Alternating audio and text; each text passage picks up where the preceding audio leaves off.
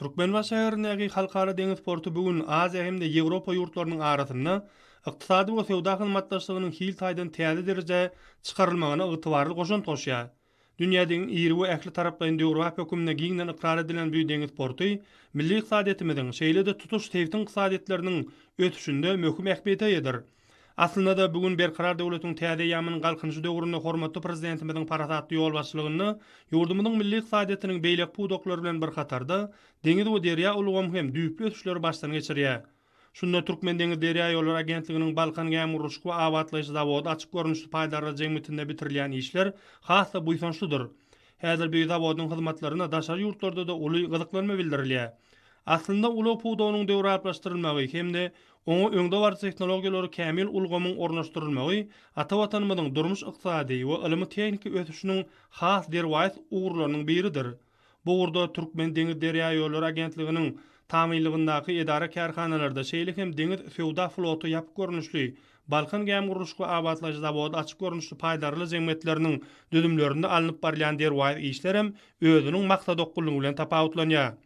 Balkan Gäm Uruşy we awatlaýjy zawody açyk görnüşli paýdarly jemgyýeti ýurdumyzda Gäm Uruşy ulgam boýunça ilkinji ädim bolup, milli ykdysadetimiziň şol handa ýurdumyzyň deňiz derýa ulaglary pudowynyň ösmegine uly goşun toşýar.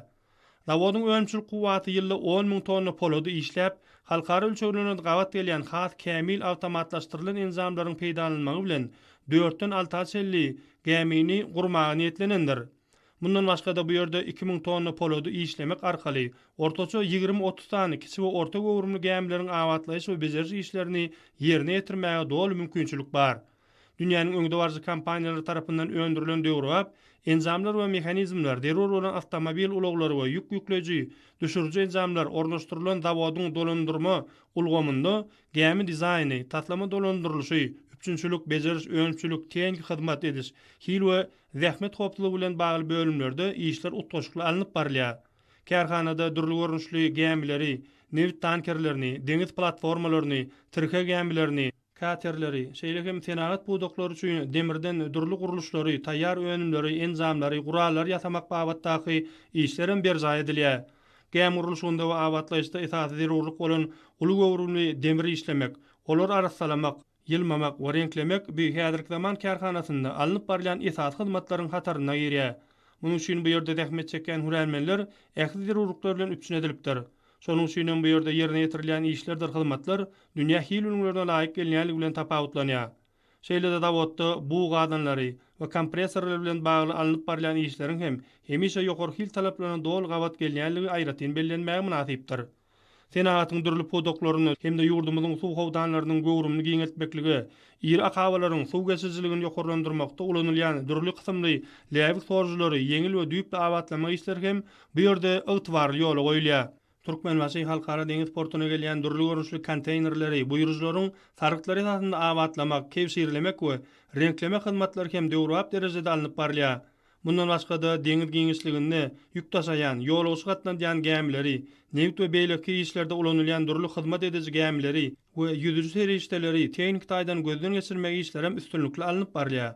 Olar awatlamakda hem de enzamlaryň hyzmatlary ýerine ýetirmekde bu ýerde döwrap şertler döredilen. İşe girdilen günden bäri bu ýerde durly maksatly gämleriň only çatynda ýeňil awatlaýyş işleri geçirilip, sargytlar öz wagtynda we ýokary hil ýerine ýetirildi. Ine bugün orta kärhanada ilkinji ýerde halkara talaplarına dol laýyk gelýän iki tane täze gowru ýük gämileriniň gurulşygyny ýokary hökümet bilen girişildi. Täze gurulýan gämileriň halkara standartlaryna laýyklykda halkara ýüşlerini amala aşyrmaklary ýoly goýmak maksady bilen halkara klassifikasiýon jemgyýeti tarapyndan kabul edilmek üçin resmileşdiriş işleri hem alınıp barylýar. Zawodyň işgärler düdümini taýýarlamak babatynda tatlama boýunça Gäm Uruşyga degişli hünärmenler 2 aý möhletli ýöretirilen okuw sapaklaryny we türgenleşikleri geçdiler. Urulmaly gämlere degişli bolan enzamlaryň we ätiýaşyk saýlaryň ilkinji tapgyry Koreýa Respublikasyndan ýurdumyza gelip gowuşdy. Hemde Gäm Uruşygyna taýýarlyk girişildi. Bir möhüm taslaman amala aşyrmakly gatnaşan hünärmenleriň iş alyp barýanlaryň towsun götürüpden gowragynyň yerli hünärmenlerden ibaratdygyny aýratyn bellemek ýakymlydyr. Olar Gäm Uruşy wagtynda uly tejribe toplap, geljekde dünýä ölümlerine laýyk gelýän ýokary hili gämleri gurmagy dolu derejede başararlar. Gurulşygyna girişilen her biriniň ýük göterjil kuwaty 6100 tonna bolan iki sany gowy ýük gemleriniň uzunlygy 123 metr, eni 16,5 metr, bortunyň bekligi bolsa 8,13 metr bolup, olar ýükleriň durly görnüşlerini hadar teftinde daşamakda amaçlyklar bilen tapawutlanýarlar. Täze gemleriň gurulşygyna tutanerlik bilen girişen büýük zawodyň hünärmenleri şeýle möhüm işe gatnaşmak bagtyny eýeden Gahryman arkadamyda hem de hormatly prezidentimize alkyş sözlerini aýdýarlar.